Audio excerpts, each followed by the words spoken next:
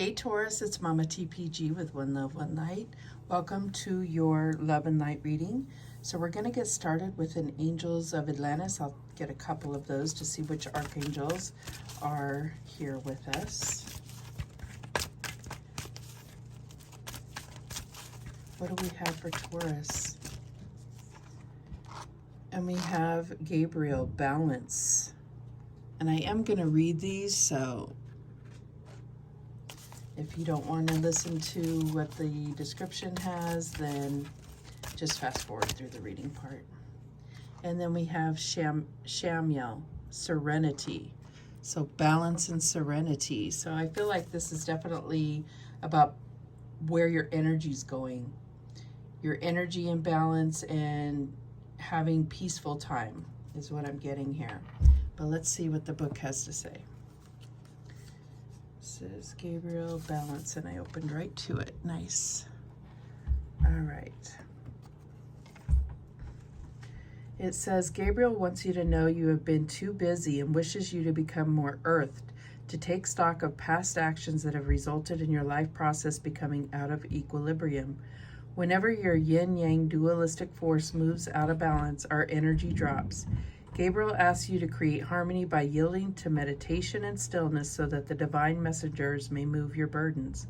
Gaze at the wonderfully integrated intelligence of Leonardo da Vinci's art, and you will feel an altogether different state emerging.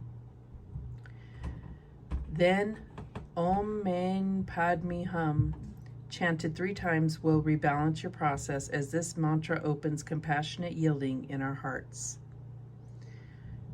So yeah, that's definitely what I was getting, and I feel like the balance comes when you take the time to have, for serenity. So, Shamiel. Let's see here.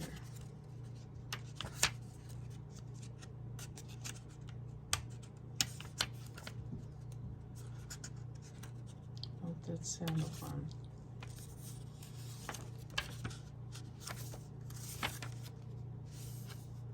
Okay. So we have, make sure it's not glare. Shamiel, Serenity. Shamiel brings you peace of mind, one of the great angelic gifts. It is from the state of serenity that you can always feel the abundance of the, sorry, you have to change the page, of the source, providing for you, as it always will. Serenity means that we offer our challenges to God, for the divine will always bring us a resolution in the form of the miraculous. Allow yourself to develop visionary faith in the ideal of serenity, instead of blindly following the ego paradigms that led you to challenge. Serenity is our natural state of mind when we yield to grace and so chant Ramadasa Sa Se So Hung to bring the elements of your being into the beauty of the serenity experience. Just like the exquisite energy of the Taj Mahal, our love for the serene in life will last forever. Wow. So yeah, there's definitely a need for like a meditation and quiet time and giving over your fears, your worries, and your stress over to God.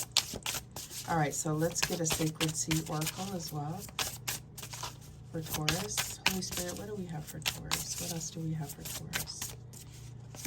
And we have Sea Goddess of Abundance, celebrate abundance. And it talked about the serenity as being in a balance and serene state is what will bring abundance to you. So I definitely see that there is this synchronicity here.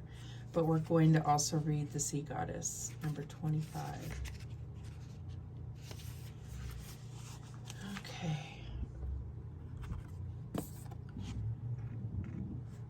Okay. The Sea Goddess of Abundance urges you to activate your awareness with regard to your emotions. Your emotions are speaking to you and you must listen. She is a goddess, a sensual activation priestess who has come to assist you as you connect to your divinity and honor every emotional aspect of yourself. It is imperative that you allow this awakening to be revealed to your consciousness. You are a powerful manifestation of your exact reality. Listen very closely to what your emotions are revealing and what they cause you to think about and act out, which will provide clear clues to what is blocking or trapping you from fully allowing your own desires to come flying into your life experience. If you set intentions regularly and want to see more of them manifest in abundance, keep your faith strong and trust that you have done the work. Sit back in joy of all you have in this current moment. Gratitude is key. Make it playful, fun, and energizing for the best results. So I see that, like, there could be this mission that you're on to really manifest some particular number of, like in cash or certain material things. But I feel like this is telling you that those things are less important than your own serenity and your own balance and your own enjoyment of life. All right, so let's go ahead and pull some cards, some tarot. Let's see what is going on here. What do we have for Taurus in the recent past? And we have the Six of Cups. So this is that childlike. This is remembering childhood. So to me, this card can represent soulmates. This can represent family. This can represent your own children. But it also is like remembering what it was like to be a child. And I think that that was strongly suggested in that Sea Goddess of Abundance card. All right, what's the current energy? We have the Devil. Yeah, feeling bound to a situation, feeling caged in. And I feel like this is what you've allowed and you don't realize it. Also represents Capricorn. We have the Fool. This is your challenge, the Fool. And what I feel like is this is a challenge because you're afraid to have faith in something. Because something has told you, the devil has told you that in the past when you hoped for something, it didn't come true.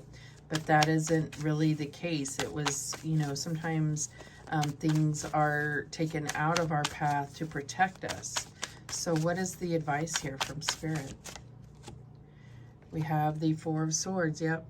Meditation, rest, rejuvenation, having that time to connect. Let's see, try to make it all fit here.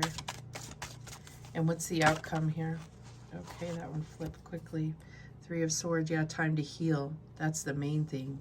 You've had heartbreak in the past, and I think that you have disguised it as anger, but it's about recognizing and allowing yourself to feel. Remember, this card talked about allowing yourself to feel every emotion that you have. And it doesn't mean you have to stay in it, but you have to allow yourself, because now what you've done is drag out the pain. And somewhere inside, you believe that you deserve that. At the bottom of the deck is the Four of Wands.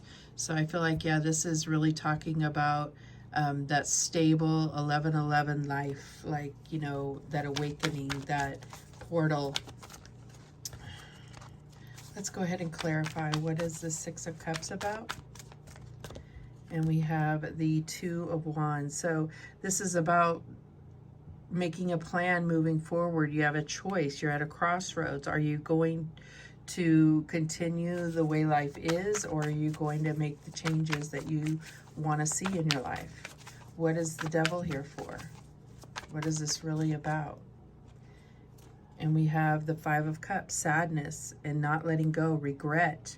And it's like you're allowing yourself, you're punishing yourself for things that, mistakes, choices that you made in the past, or other people hurting you. You have to allow forgiveness and move on from that, because it's not going to serve you now. All right, why is this Fool a challenge? What is this Fool energy, and why is it a challenge for Taurus? And we have the Nine of Cups. Yeah, I feel like you could have everything you want, but there is this lack of faith that you deserve it, that you deserve wish fulfillment. All right, why is Four of Swords here? And we have the Wheel of Fortune. It's time. This is divine timing. There's a time for everything is what I'm getting here. There's a time for rest, a time for working hard, but you can't keep this up forever. The wheel is going to keep turning. All right, so why is this Three of Swords here? I feel like this is destiny as well. Why is this Three of Swords here? The World. Yeah, it's a chapter that ended that you actually haven't let go of. And it has to do with letting go of the regret that you had here. Okay, let's see if I can get this to go down a little bit. There we go. And at the bottom of the deck, we have the King of Swords, mental clarity. But I feel like it's a conversation. You know, when I say the King of Swords, it's about having a conversation where all the cards are on the table, if that makes sense. All right, so let's get some sea melodies for guidance. What guidance do we have, Holy Spirit, for Taurus? And we have listen. It says, the secrets of the sea become apparent when we listen to the sound within the shells. And I feel like this has to do with this conversation that needs to happen. Listen, not just attacking or pointing the blame, but listening wholeheartedly, because you have something to learn there. We also have dance. Take inspiration from the moonlight dancing on the surface of the sea. And this was talking about that play, right? Like having the time to just enjoy life. And then we have anchor. Keep yourself grounded. So this is like the time to get outdoors and not be so caught up in your head. Get grounded in reality. And let go of things that are not serving you. And then we have ambition. Set your sights beyond the horizon. So I know you're trying to manifest something, and it's okay to have ambition, but you need to go through this healing, rejuvenation and healing, and letting go of the pain that was caused in the past. Yeah, at the bottom of the deck, we have self-care. Drowning doesn't always require water, and I feel like that is really letting you know that it's time to take care of you and move on emotionally from the things that have hurt you in the past and the regrets that you have. Let them go. That is the message that came through for you, Taurus. Thank you so much for watching. I do appreciate it.